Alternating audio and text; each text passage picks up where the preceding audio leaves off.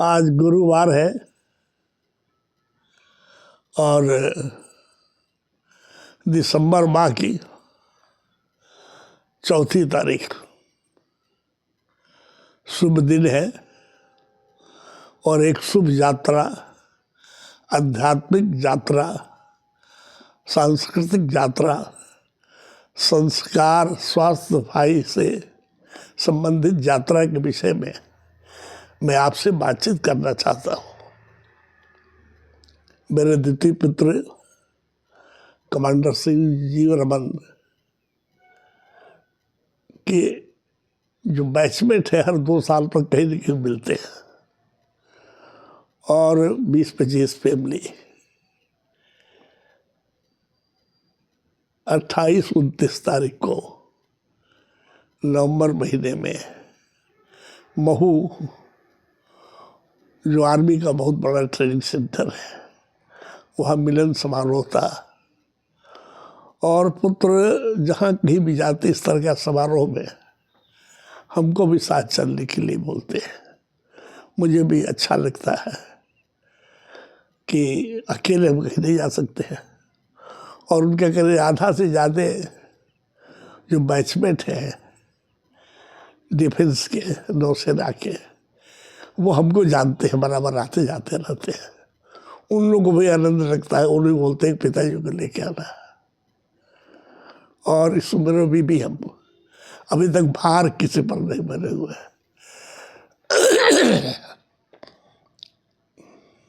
जो लोग मिलते हैं वो लेफ्टिनेंट कमांडर से लेकर और एडमिरल तक के लोग हैं और खुशी तब होती है जब एक कमांडर के पिता को एडमिरल भी पैर छू के प्रणाम करता है कि आशीर्वाद दीजिए पिताजी। हम लोग यहाँ से राज्य होते हुए इंदौर के लिए 4 बजे संध्या रांची से उड़ान भरे। रास्ते में मेरा एक और उद्देश्य था, इंदौर कैसे साफ सुथरा शहर है, जो कई वर्षों से भारतवर्ष का सबसे साफ सुथरा शहर माना जाता है और मुझे लगता है कि साफ सुथरा शहर जमशेदपुर को होना चाहिए। जमशेदपुर से हमारी समझ है लीज एरिया, कमांड एरिया, लेकिन सरकार शहर के मामले में लीज एरिया को नहीं मानती है, वो नोटिफाइड को भी मानती है, बगल में मांगों को भी मानती है। तो मैंने पहले से मन बनाया था और अपने शुभचिंतक विश्वास कैलाश सारंग, जो मध्य प्रदेश में एक बड़ी मंत्री है, उनसे मैंने कहा था कि मुझे आप इंदौर के महापौर भार्गव जी से मुलाकात करवा दीजिएगा। वैसे 2-3 आदमी को और बोला था, लेकिन सबसे कारगर साबित हुए मेरे मित्र ओपी मिश्रा, जो टाटा स्टील में जनरल मैनेजर के पोस्ट से सेवानिवृत्त हुए। रास्ते में मेरे पुत्र ने कहा कि नहीं, हमारा मन करता है कि हम लोग महाकाल भी चले। तो हम लोग रात को उतरे हैं 9 बजे, एयरपोर्ट से ही सीधे चल दिए उज्जैन और उज्जैन में अपने NN पांडे साहब के सहयोग से एक साफ सुथरा कमरा मिल गया और मेरे पुत्र तो नेवी में कमांडर थे, वहाँ NCC की कोई यूनिट है और जान पहचान से वहाँ से NCC के स्टाफ सूबेदार जनरल मिल गए और 2 वहाँ के फौजियों ने बहुत मदद की हम लोग को। हमको तो बहुत मदद हुआ, उस मंदिर में बिना हाथ पकड़े हम नहीं जा सकते हैं। और ऐसा सौभाग्य था कि हम लोग को जनरल दर्शन जहाँ लोग करते हैं वहाँ नहीं जाके, जहाँ नंदी के सामने, महाकाल के सामने नंदी की मूर्ति है, वहाँ बैठ के पाठ होता, वहाँ तक जाने का मौका मिल गया। मैं तो बैठ नहीं सकता था, लेकिन मेरे पुत्र बैठे, 10 मिनट बैठ के हम लोग दर्शन किए। कॉरिडोर तो हम नहीं घूम सकते थे, कॉरिडोर घूमे।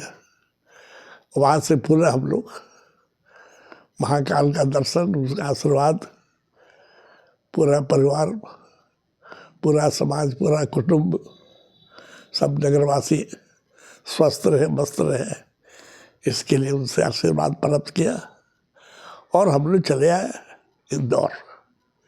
इंदौर में वैसे वहाँ के महापौर भार्गव जी से अपॉइंटमेंट पहले से था, लेकिन वो लॉ मिनिस्टर के साथ डिस्कशन में थे। तो मुझे मेरे मित्र ओपी मिश्रा ने जिस आदमी का रेफरेंस दिया था, विजय शंकर जी, उनसे परिचय था ओएसडी का। तो वही ओएसडी से हम लोग को मिलना चाहिए, आदेश आ गया। और हम उतना बढ़िया आदमी बहुत कम देखे हैं।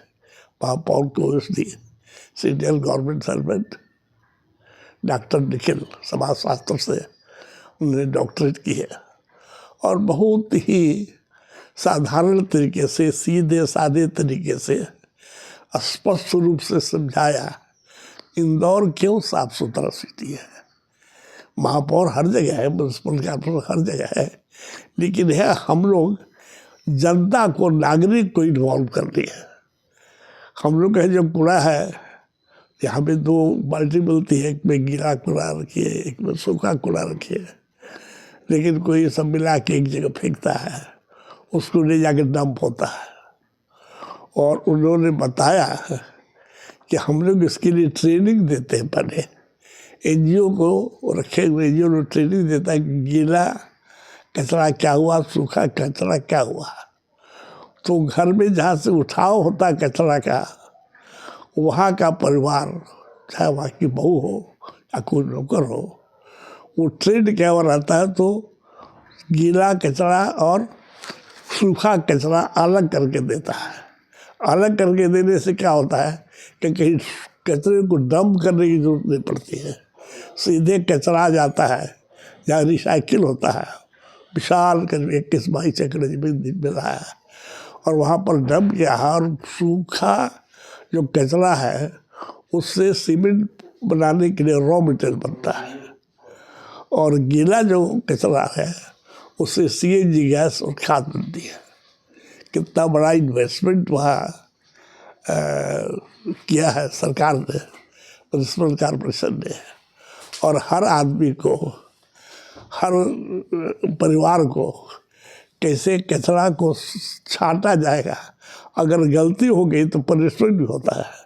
कुछ ऐसा यंत्र बैठाया है कि पता चल जाएगा गीले कचरे के स्थान पर उसमें कौन मिला हुआ है, तो उन्हीं को छांटाई करनी पड़ती है, और पब्लिक उसमें साथ देता है। अगर वहाँ साफ सफाई है, कचरा का प्रबंधन सरकार नहीं, बल्कि कचरा जिस घर से निकलता है वहाँ के लोग करते हैं, वहाँ की औरतें करती हैं, तो वहाँ कहीं कचरे का पहाड़ नहीं है। सीधे जाके कचरा से रिसाइकिल होकर उत्पाद बन जाता है। वहाँ भी पहाड़ था, उस जगह भी हमको कलबे साहब ने, निखिल जी ने बोला था, हम लोग गए थे, एक आदमी ले गया हमको साथ में, जो कचरे का पहाड़ लगा था उसको काट करके वहाँ उन लोग वन बना दिया, खूब दर्शनीय स्थल बना दिया। हमको कचरा नहीं है, आम कचरा तो सीधे जाके रिसाइकिल में जाता है। और अगर कोई कचरा गड़बड़ कर दिया उसके लिए पनिशमेंट है, और किसी तरह का गवर्नमेंट सर्वेंट का, पॉलिटिकल पार्टी का इंटरफेरेंस नहीं है। हर आदमी इन्वॉल्व है कि इधर साफ सुथरा इंदौर रहना चाहिए। प्लास्टिक, अगर आप सब्जी खरीदने जाते हैं तो झोला रहना चाहिए आपके हाथ में, बिना झोला का सब्जी नहीं मिलेगा। कहीं गलती से प्लास्टिक 5 माइक्रोन से कम मिल गया तो उसको फाइन होता है, और कोई भी एमएलए एमपी, कोई भी सरकारी नौकर, कोई भी आदमी मदद के लिए नहीं आता, उसको फाइन देना ही पड़ता उसको। इसलिए वहाँ पर उसका यूज कम है। इक्के दुक्के कहीं चोरी छिपे होता हो, लेकिन उसको यूज को कम करने की है कि हर आदमी सब्जी खरीदने जाता है तो झोला लेके जाता है। हमने बात देखा कि बहुत लोग के हाथ में जो झोला है वो डिफरेंट, आपको ये कंपनियों के नाम छपा हुआ उसमें। बहुत कंपनी, बहुत व्यापारी अपना प्रचार और प्रसार के लिए झोला में अपना विज्ञापन भी करके देते हैं, और उससे क्या होता है कि हर आदमी, हर परिवार, हर लोग सरकारी नौकर नहीं, एनजीओ है, उसको शायद कुछ पैसा मिलता है कि इन्वॉल्व है उसमें, उसको लगता है कि हमको साफ सुथरा रखना चाहिए। एक जगह हम लोग को घुमाने के लिए गया, 56 भोग, वो 56 दुकान है, वहीं चाट मसाला डोसा वोसा मिलता है, और वहाँ पर आपको लगेगा कि एक मक्खी भी नहीं है, एक कोई सामान गिरा हुआ नहीं मिलेगा, पूरा सफाई धुलाई हो रहा है। और जिस बर्तन में जो हम लोग खाए पानी पूरी, वो देखे कि स्टील का बर्तन है, निकाला और तुरंत सैनिटाइजर लगा निकाल दिया। ऐसा नहीं कि ले जाएगा, धोएगा, पोछेगा, ले आएगा, नहीं है, सारी चीज़ें बहुत बढ़िया है। चौकीदारी वहाँ भी है, 560 रुपया टिकट दीजिए, अंदर में जाइए तो राजस्थानी डांस है, कहीं पर आपको जादू हो रहा है, कहीं पर ड्रम बज रहा है, वो सब आनंद की चीज़ देखिए। और खाना जैसे राजस्थानी खाना, नीचे चटाई बिछा दिया, पीढ़ा पर खाना दिया, पूरा राजस्थानी खाना पाक बना के बेला डोला करके पूछ करके हंसी मजाक, उसमें बहुत आनंद आया। आनंद तो तब आता था जब तीनों दिन शाम को महू में जो रिक्रिएशन क्लब था आर्मी का, वहाँ पर सब आदमी बैठ के मिलना जुलना, खाना पीना, घूमना। वैसे ये लोग गया था कहीं कोई पताल पानी जगह, वहाँ तो हम नहीं जा सकते थे, लेकिन मुझे बहुत आनंद आया, भगवान का दर्शन हुआ और इनके सभी साथियों से मुलाकात हुआ। करीब करीब आधे से ज़्यादा साथी तो हमको पहले से जानते ही है, लेकिन ये लगा कि हमारा शहर क्यों गंदा है, हमारे घर के सामने ही गंदगी लगी रहती है।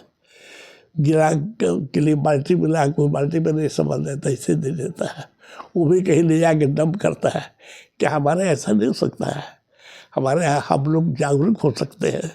हम लोग वो लोग वहाँ डॉक्टर निखिल ने बोला कि अगर आपकी सरकार हटाना चाहे तो वहाँ से आदमी भेज सकते हैं जो कुछ सिखा देगा, समझा देगा।